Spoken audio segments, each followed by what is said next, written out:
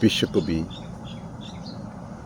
রবীন্দ্রনাথ ঠাকুরের একটি মজাদার বিখ্যাত কবিতা আজ আমি পাঠ করে শোনাব। কবিতা ভোজন বীর। শুরু করছি। অসংকোচে করিবে কোষে ভোজন রসভোগ, সাবধানতা সেটা যে মহারোগ।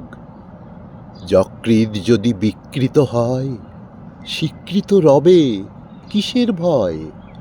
না হয় হবে পেটের গোলযোগ। কাপুরুষেরা করিস তোরা দুঃখ ভোগের ডর, সুখভোগের হারাস অবসর।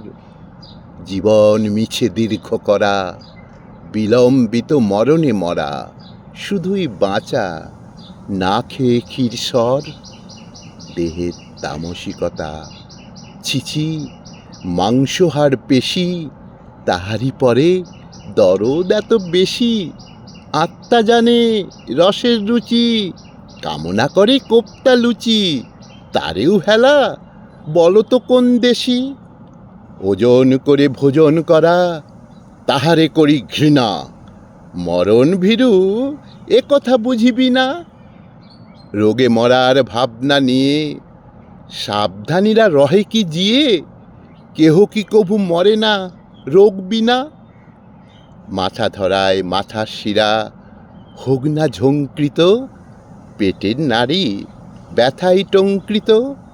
ওডিকোলনে ললাট ভিজে, মাদুলিয়ার তাগা তাবিজে, সারাটা দেহ হবে অলঙ্কৃত। যখন আদি ভৌতিকের বাজিবে শেষ ঘড়ি, গলায় যমদৌতুকের দড়ি। হোমিওপ্যাথি বিমুখ যবে, কবিরাজিও নারাজ হবে।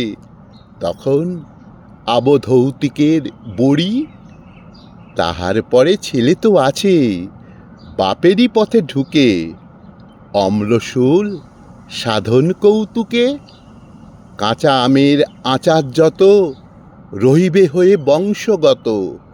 ধরাবে জ্বালা পারিবারিক বুকে, খাওয়া বাঁচায়ে বাঙালিদের বাঁচিতে হলে ঝোঁক। এদেশে তবে ধরিত না তো লোক। অপরিপাকে মরণ ভয় গৌরজনে করেছে জয়, তাদের লাগি করোনা কোনো শোক।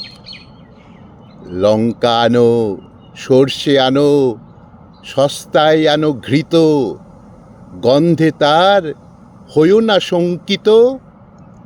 আঁচলে ঘেরি কোমর বাঁধো, ঘণ্ট আর ছেচকি রাঁধো, বৈদ্য ডাকো, তাহার পরে মৃত।